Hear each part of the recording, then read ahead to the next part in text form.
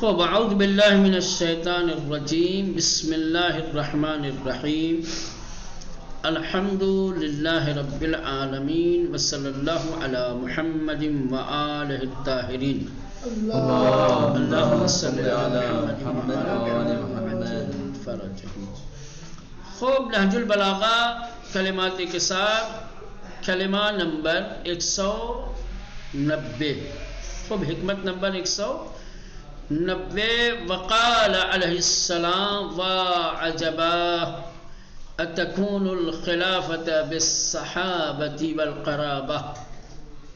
خوب اس حکمت میں جو پہلا کلمہ ہے وعجبا، خوب یہ عربی کا ایسا کلمہ ہے کہ جہاں انسان کو تعجب ہوتا ہے، حیرت ہوتی ہے کسی بات پر یا افسوس ہوتا ہے تو کہتا ہے، خصوصاً تعجب کے وقت عجیب ہے نا. واہ عجبا، ہمارے کہتے ہیں عجیب. کیا ایسا؟ واہ عجبا، عجب، کمال ہے، کمال کر دیا. ہاں، امام نے اس میں خلافت کا معیار بیان کیا ہے، سمجھ رہے ہیں؟ جس معیار کی بنیاد پر پیغمبر کے بعد لوگوں نے خلیفہ کا انتخاب کیا ہے، امام کو اس معیار پر اعتراض تعجب ہے.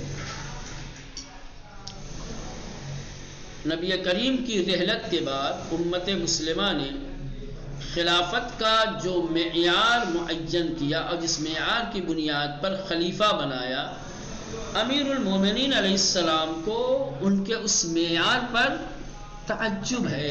امام فرماتے ہیں تعجب اتکون الخلافت بالصحابت والقرابہ، کہ کیا خلافت قرابت اور دوستی کے ذریعے سے طے ہوگی؟ خلافت کا معیار صحابیت ہے، خلافت کا معیار قرابت اور دوستی ہے.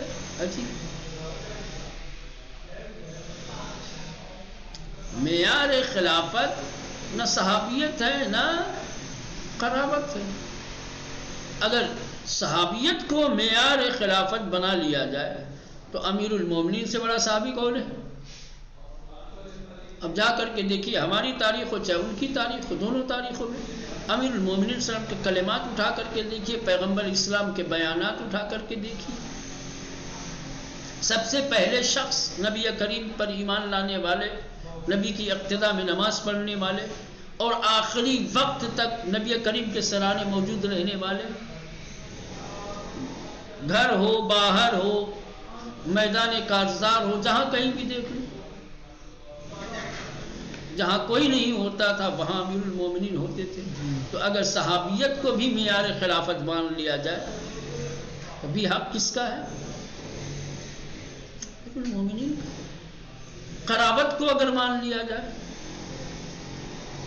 اگرچہ امام نے تعجب کا ہے لیکن پھر بھی اگر اس کو مان بھی لیا جائے کہ چلو بھائی معیار خلافت یہی دو چیزیں ہیں، صحابیت اور قرابت، تو اس معیار کی بنیاد پر بھی خلافت کا حق امیر المومنین کو ہی ملنا چاہیے. جبکہ یہ ہے نہیں، امام نے خود جو ہے حیرت کی ہے، تعجب کیا ہے. قرابت میں بھی دیکھ لو تو امیر المومنین سے قریب کون ہے؟ جس کے جو نفس رسول ہو، جس کے لیے کہا ہے لحمہ لحمی ودمہ دمی، جس کو اپنی آغوش میں پالا ہو، پرورش کی ہو، جس کے بیٹے کی طرح سے.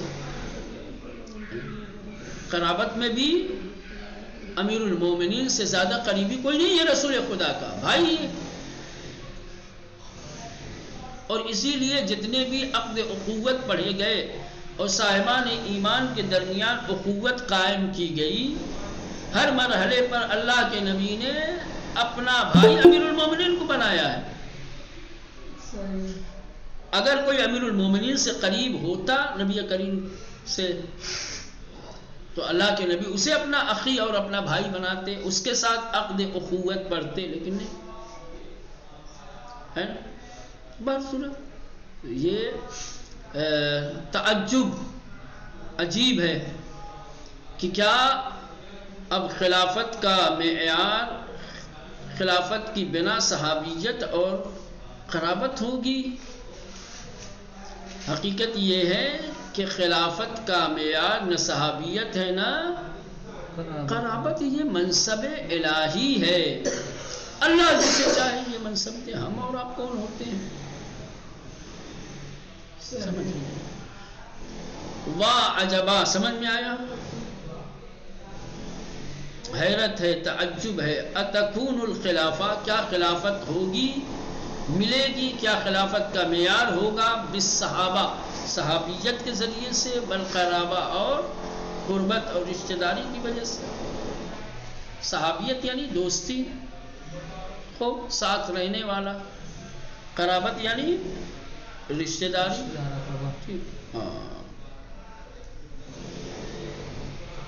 جب کیا خلافت کا معیار بس صحابیت اور قرابت ہی ہے؟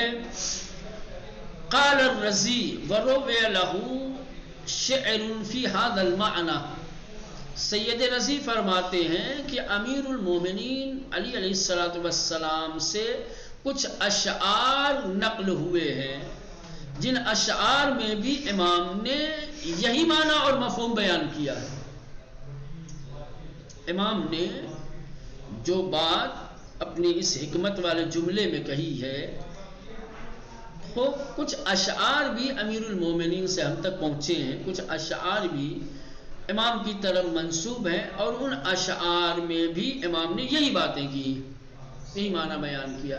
فَإِن كُنْتَ بِالشُّورَى مَلَكَتْ أُمُورَهُمْ، امام فرماتے ہیں کہ اگر تم شورا کے ذریعے سے لوگوں کے امور کے مالک بن گئے ہو، فَإِن كُنْتَ بِالشُّورَى یعنی خلافت پہ اعتراض کرتے ہوئے کہہ رہے ہیں کہ اگر شورا کے ذریعے سے ملکت، تم مالک بن گئے ہو، حاکم بن گئے ہو، امورہم لوگوں کے امور کے، فَكَيْفَ بِهَذَا یہ کیسے ہوا؟ والمشیرون غیب، جبکہ مشورے دینے والے، مشورہ دینے کے جو حقدار افراد تھے وہ تو غیر حاضر تھے۔ شورا میں جن کو بیٹھایا تھا، جن سے مشورہ لینے کے لیے تم نے جواب، یہ کون سا مشورہ دینے والے تھے؟ سب سے بڑا مشورہ دینے والے، مشورہ کا جو واقعاً حق رکھتے تھے، وہ تو شورا میں تھے ہی نہیں، ان کو تو شورا سے الگ رکھا گیا۔ تو جب جو مشورے کا حقدار تھا، جب وہی شورا میں شامل نہیں تھا، تو شورا کے ذریعے سے تم لوگوں کے امور کے مالک کیسے بن گئے؟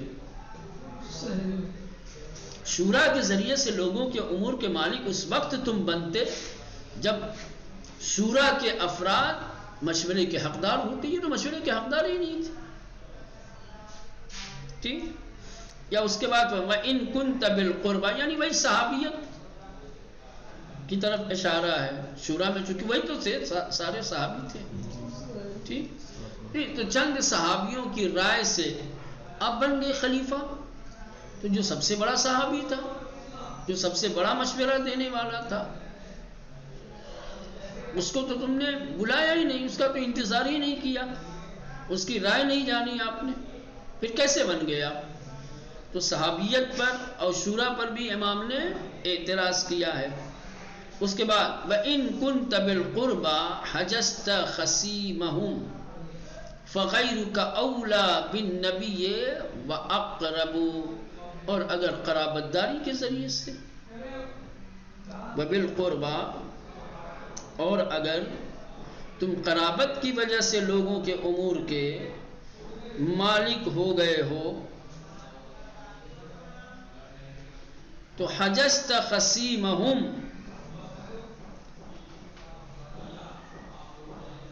تو تمہارے جو حریف تھا،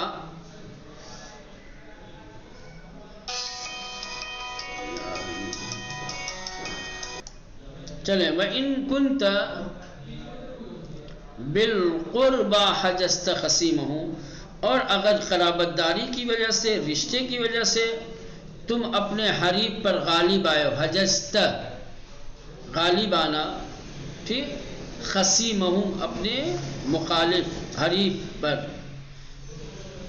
اور اگر قرابت داری کی وجہ سے تم سمجھتے ہو کہ اس مقام تک پہنچے ہو، جو تمہارے حریف تھے ان پر تم غالب آ گئے ہو، تو پھر تمہارے علاوہ دوسرا نبی کا زیادہ حقدار اور ان سے زیادہ قریبی ہے، فغیرک، پس جو تمہارا غیر ہے یعنی بھائی جو تمہارا حریف ہے، وَأَوْلَى بِالنَّبِي وَأَقْرَبُ، وہ نبی سے زیادہ قریب ہے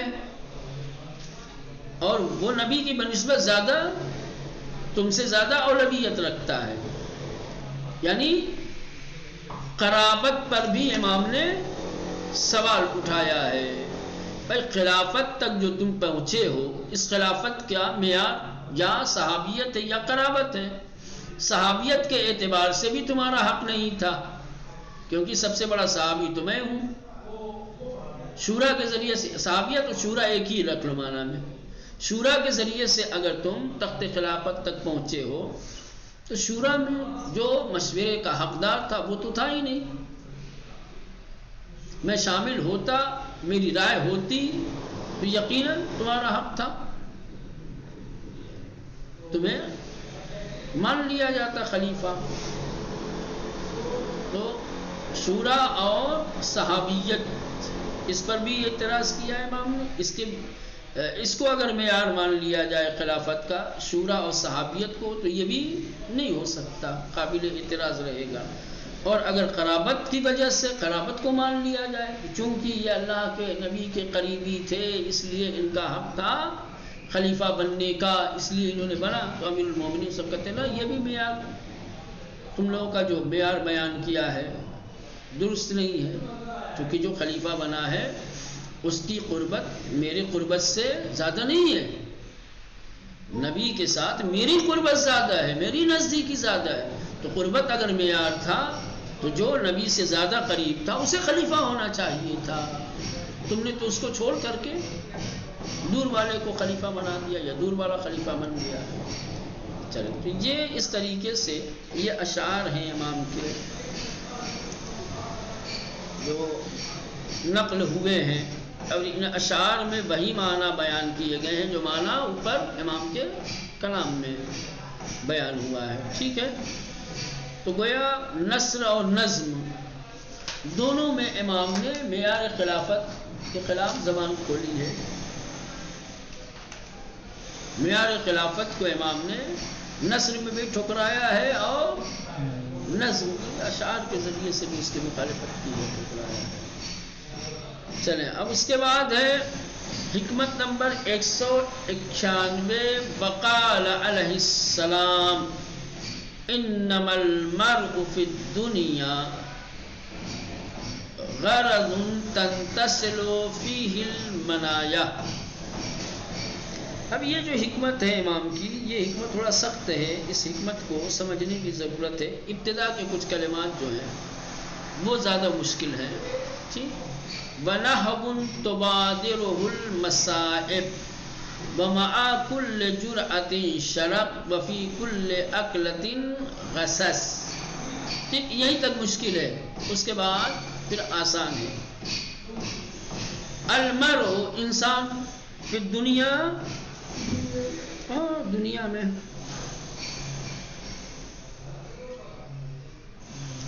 غرض ہاں ہدف، مقصد، نشانہ. تنتسلو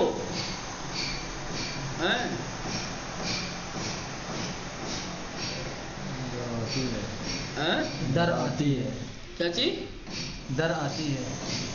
در آتی ہے، در آنا، اتر جانا، سمجھ جائے ہیں، پیوست ہو جانا، یہ اس طریقے کا معنی ہے. منایا یعنی موت، جی، منایا یعنی موت. انما المرء فی الدنیا غرض تنتسل فیہ المنایا. ٹھیک، امام نے اپنی اس کلام میں دنیا کی حالت کو، دنیا کی حقیقت کو بیان کیا ہے. دنیا کی حالت کیا ہے؟ دنیا کی حقیقت اور سچائی کیا ہے اس کو بیان کیا، انما المرء، بے شک انسان، فی الدنیا، دنیا میں، غرض، ایک ایسا ہدف اور ایک ایسا مقصد ہے، تنتصر فیہ المنایا، کہ جس میں موت اس تک پہنچ جاتی ہے، موت پیوست ہو جاتی ہے، موت جسے نشانہ بنا لیتی ہے، یوں کہہ، دنیا ایسی جگہ ہے کہ جہاں پر موت انسان کو ہر روز نشانہ بناتی ہے، یعنی انسان دنیا میں موت کے نشانے پہ جی رہا ہے۔ کیا ہے؟ دنیا وہ جگہ ہے کہ جس میں انسان موت کا نشانہ ہے، موت کا ہدف ہے۔ ادھر سے اگر توضیح دی جائے، پوچھا میں موت کس کو اپنا ہدف بناتی ہے؟ انسان کہاں پہ؟ یہ دنیا میں موت تو یہی ہے نا۔ انسان اس دنیا میں موت کے نشانے پہ جی رہا ہے، موت کا ہدف یہ انسان ہے، تو کبھی بھی کبھی بھی نشانے پہ آ سکتا ہے، یعنی اس کی زد میں آ سکتا ہے۔ وَنَحْبٌ تُبَادِرُهُ الْمَصَائِبُ، وَنَحْبٌ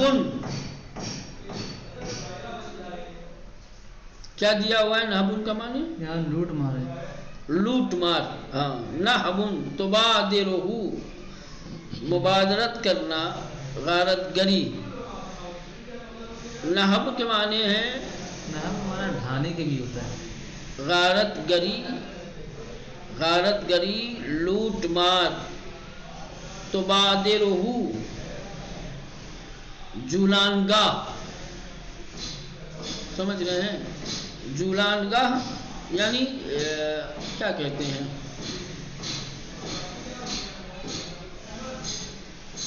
مبادرت کرنا یعنی پھیر بدل، سمجھ رہے ہیں؟ آنا جانا، سمجھ رہے ہیں؟ مصائب، مصیبت کی جمع۔ وَنَحْبٌ، غارت گری، سمجھ رہے ہیں؟ غارت گری کی جولان گاہ ہے، مصیبتوں کی جولان گاہ ہے، یعنی مسلسل انسان کے اوپر مصیبتیں آتی رہتی ہیں، کبھی انسان کا پیچھا نہیں چھوڑتی مصیبتیں، ہر وقت میرے کو مصیبتیں، سمجھ رہے ہیں؟ ایک نہ ایک مصیبت انسان کی زندگی میں لگی ہی رہتی ہے، مصیبتیں گویا انسان کی زندگی کا حصہ ہیں۔ یہ بھی نہیں میں اگر انسان کو مصیبت نہ دینا وہ منحوس ہے، چلے وہ ایک الگ بحث ہے، ابھی یہ دنیا کی حقیقت بتا رہے ہیں۔ دنیا میں کوئی ایسا انسان نہیں ہے کہ جو مصیبتوں سے دور ہو۔ صحیح ہے، اب یہ ہے کبھی مصیبت ہے، کسی کی چھوٹی ہوتی ہے، کسی کی بڑی ہوتی ہے، کسی کی قابل حل ہوتی ہے، کبھی کسی کی لا ینحل ہوتی ہے نا۔ کچھ لوگ مصیبتوں کو بڑی آسانی کے ساتھ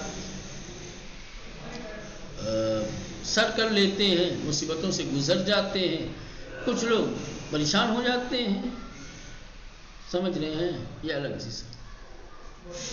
اور دنیا کیا ہے؟ لوٹ مار کی، غارت گری کی، مصیبت کی، مصیبت و ابتلا کی، غارت گری کی جولان گاہ ہے، ٹھیک؟ ہاں، وَمَعَ كُلِّ جُرْعَةٍ شَرْقٌ، مَعَ كُلِّ جُرْعَةٍ، ہر لقمہ اور ہر گھونٹ کیا ہے؟ شرقن، کیا دیا ہوا؟ شرق کے معنی دیا آپ لوگوں نے؟ اچھو، اچھو، اچھو ہی کیا، اچھو کیا؟ اچھو، اچھو، جہاں ہر گھونٹ کے ساتھ اچھو، اچھو، دیکھ بھائی، دیکھ لو ہمارے اس میں، دیکھ لے بھائی، تو کیا ہوا؟ اچھو، وَمَعَ كُلِّ جُرْعَةٍ شَرَقٌ، یہ دنیا ہے بھائی، یہاں پہ ہر گھونٹ پانی کا کیا ہے؟ پھندا ہے. وفی کل اکلۃ غصص، اور ہر لقمہ گلوگیر ہے. یہ بھی اصل میں شرق اور غصص یہ تقریباً ایک ہی جیسے معنی ہیں. شرق پانی کے اٹکنے کو بولتے ہیں اور غصص کھانے کے اٹکنے کو بولتے ہیں. بس فرق یہ ہے. بس سمجھ رہے ہیں؟ جی. ہاں، پانی پھنس دیا، کھانا پھنس گیا. ہمارے یہاں ایک ہی دونوں کے لیے استعمال ہوتا ہے، یا ہو سکتا ہو، لیکن عربی جانتے ہیں کہ وسیع زبان ہے. پانی کا اٹکنا کچھ اور کھانے کا اٹکنا کچھ اور ہو جاتا ہے. آج لگ رہا ہے کہ عربی آسان ہے اردو مشکل ہے. وفی کل اکلۃ، اور ہر کھانے اور ہر لقمے میں غصص گلوگیر فندہ ہے. ٹھیک، اب یہاں تک ہو گیا. ولا ینال العبد نعمتا الا بفراق اخرى. اب یہ آسان یہاں سے رہے گا. لا ینالو، نال ینالو پہنچنا، ملنا، حاصل ہونا. اب نعمت یا نعمت، بفراق یعنی الگ، جدا، اخرى یعنی دوسری. یہ دنیا، یہاں انسان دوسری نعمت تک اس وقت تک نہیں پہنچتا جب تک کہ دوسری نعمت سے دور نہ ہو جائے.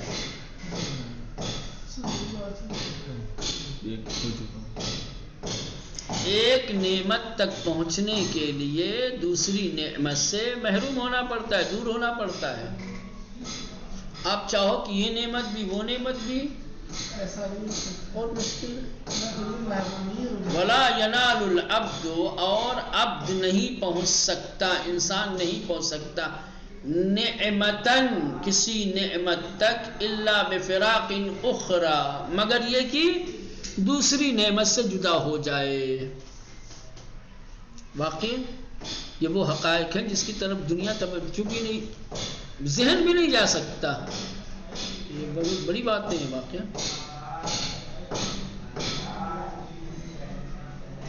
آپ دیکھیں دنیا کے حالات، دیکھیں اپنے حالات، دیکھیں تطبیق کریں. آپ کبھی امام کے ان کلمات کو اپنے اوپر لاگو کر کے دیکھیں، اپنی ذات کے حوالے سے اس کی تفصیل کریں تو آپ کو سمجھ میں آئے گی. ولا ینال العبد، بندہ نہیں پہنچ سکتا، نعمتن کسی نعمت تک، الا بفراق اخرى جب تک کہ وہ دوسری نعمت سے محروم نہ ہو جائے، دور نہ ہو جائے، جدا نہ ہو جائے. ولا يستقبل يوما من عمره الا بفراق آخر من اجله.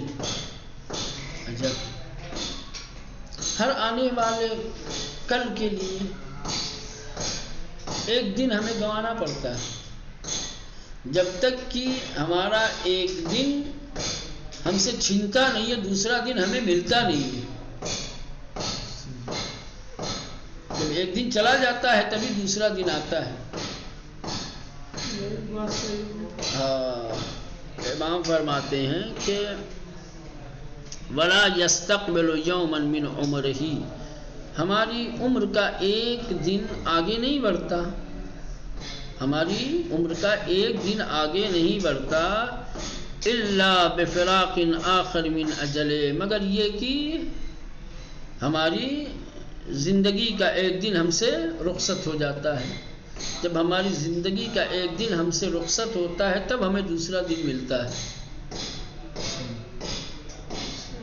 ایک دن پانے کے لیے ایک دن ہونا پڑتا ہے. دوسرے دن تک آپ اس وقت تک نہیں پہنچ سکتے جب تک کہ آپ اپنا ایک دن ضائع نہیں کریں گے، جب تک کہ آپ کا ایک دن جائے گا نہیں. اس کی عمر کا ایک دن آتا نہیں جب تک کہ ایک دن اس کی عمر کا کم نہ ہو جائے، چلا نہ جائے. اب جب ایسا ہے تو پھر اس کا مطلب یہ ہوا کہ ہم فنحن اعوان المنون، بس ہم موت کے مددگار ہیں، ہم موت کے معاون ہیں، ہم موت کے مددگار ہیں. ہم خود جو ہے موت کی مدد کر رہے ہیں، ہم اس کے قریب جا رہے ہیں. وہ حدیث جو ہے نفس المرء خطا الی اجلہ، ہاں یہ بھی اس میں تطبیق آ جائے گا. ہاں بالکل ہے نا. فنحن بس ہم لوگ اعوان المنون، موت کے مددگار ہیں ہم لوگ. وانفسنا نصب الحتوف، اور ہماری جانیں ہلاکت کی زد پر ہیں، اور ہماری جانیں نصب الحتوف، ہلاکت کی، حتوف یعنی ہلاکت، ہلاکت کی زد پر ہیں، ہلاکت کے نشانے پر ہیں. فمن این نرجو البقاء، جب ایسا ہے تو ہم بقا کی امید کیسے کر سکتے ہیں؟ سب کچھ فنا ہوتا جا رہا ہے، سب کچھ ہماری فراق میں ہے، کھانا پینا دن رات سب تو ہمارا لے رہا ہے، چھین رہا ہے، ہر طرف سے تو ہمارا نقصان ہو رہا ہے نا. گلے میں پانی کب اٹک جائے، کھانا کب پھندا بن جائے، ایک دن ملتا نہیں جب تک کہ ہمارا ایک دن جاتا نہیں. ہم خود موت کی مدد کر رہے ہیں، موت ہماری طرف آ رہی ہے اور ہم اس کی طرف جا رہے ہیں. تو پھر ایسی صورت میں فمن این ترجو البقاء، یا نرجو البقاء لکھا ہے، میرے میں لکھا ہے ترجو البقاء. تو پھر اس صورت میں ہم کہاں سے بقا کی امید کر سکتے ہیں؟ سب چیز تو فانی ہے، سب چیز تو جدا ہونے والی ہے. تو جہاں سب کچھ فانی ہو، سب کچھ بدلنے والی ہو، سب کچھ انسان کی جان لینے کے در پہ ہو، جہاں انسان کی زندگی موت کے نشانے پہ ہو، وہاں بقا کی امید. وہاں اللیل والنہار لم یرفعها من شیء شرفا الا اسرعها الکرۃ فی ہذہ ما بیننا. یہ جو رات دن آپ لوگ دیکھ رہے ہیں، شب و روز، یہ کسی عمارت کو بلند نہیں کرتے. وہاں اللیل والنہار، اور یہ رات اور دن، لم یرفعها، یہ دونوں بلند نہیں کرتے. من شیء شرفا، ٹھیک، کسی عمارت کو، مگر الا اسرعها الکرۃ فی ہذہ ما بنینا، مگر یہ کہ حملہ آور ہو کر جو بنایا ہے اسے گرا دے. وتفریق ما جمع، اور جو جمع کیا ہے اسے بکھیرتے ہوئے. یعنی رات دن جو انسان کا گزرتا ہے، یہ رات دن انسان کی بنائی ہوئی چیزوں کو تباہی کی طرف لے جا رہے ہیں.